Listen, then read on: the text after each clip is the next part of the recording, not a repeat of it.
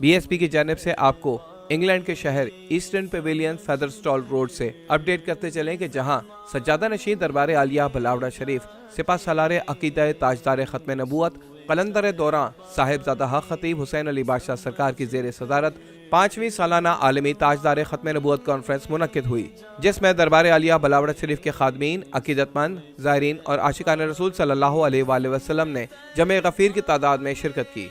महफिल से कबल सरकार जी ने प्रेस कॉन्फ्रेंस में एक सवाल के जवाब में फरमाया कि सूफिया कराम के दरबारों से अमन व मोहब्बत का दर्स मिलता है। अगर कोई नाम खुदा या इश्क मुस्तफ़ा सल्लल्लाहु अलैहि वसल्लम को दुनियादारी के लिए इस्तेमाल करे तो इसमें कोई सच्चाई नहीं। सरकार जी जब महफिल में तशरीफ लाए तो आशिकान रसूल सल्लल्लाहु अलैहि वसल्लम ने उनका वालिहाना इस्तकबाल किया। नामवर उलमाए दीन और नाज़ख़्वाह हज़रात ने बारगाह रिसालत माब सल्लल्लाहु अलैहि वसल्लम में नजराने अकीदत पेश किए, जिस पर शुरका ने झूम झूम कर उन्हें खूब दाद दी।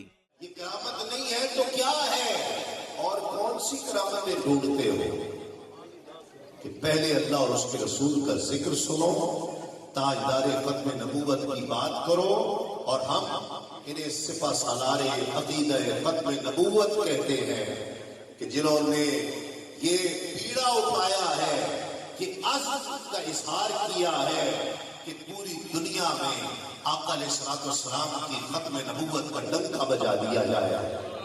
किसी को हिम्मत ना हो, किसी को जुर्रत ना हो आका अलैहिस्सलाम की खत्म नबूवत पर हमला करे, और इस पर हम मुसलमानों का बड़े अमन के साथ, पीस के साथ, मोहब्बत के साथ तमाम रात ओल्डम की फजाएं ताजदार खत्म नबूवत जिंदाबाद के नारों से गूंजती रहीं।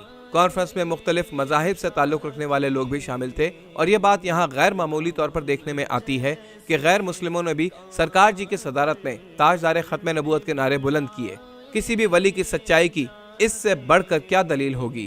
कॉन्फ्रेंस के इख्तिताम पर सलातो सलाम के बाद सरकार जी ने आने वाले ज़ायरीन को दम फरमाया और खुसूसी दुआ फरमाई। इंशाअल्लाह 3 जनवरी बरोज़ जुमेरात Gladstone park community centre Peterborough में सरकार जी ताजदार खत्म नबूवत कॉन्फ्रेंस की सदारत फरमाएंगे, जिसमें हर खास आम को दावत दी जाती है। अल्लाह हाफिज। दरबार आलिया बलावड़ा शरीफ।